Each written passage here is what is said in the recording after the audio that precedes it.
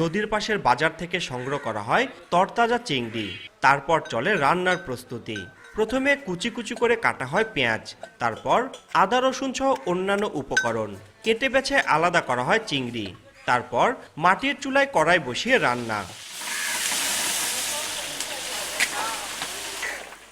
এদিকে দুপুরের আগে থেকে জমতে থাকে ভিড়।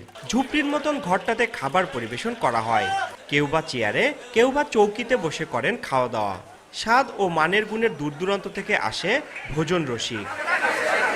যতক্ষণ চলে এখানে ফাঁকা থাকে না এবং এখানে খাওয়ার জন্য অনেক সময় সিরিয়াল দেওয়া লাগে। এটা মূলত গোলাম ভাইয়ের একটা ব্র্যান্ডে পরিণত হয়েছে। ওনার প্রতিনিয়ত যেভাবে লোকজন আসে ওনার সুনামের কারণে, ওনার খাবারের গুণগত মানটা খুবই ভালো। বগুড়া থেকে আসছি গোলামের হোটেলে খাইতে, আর এখানকার খাবারটা খুব ভালো, খুব সুস্বাদু।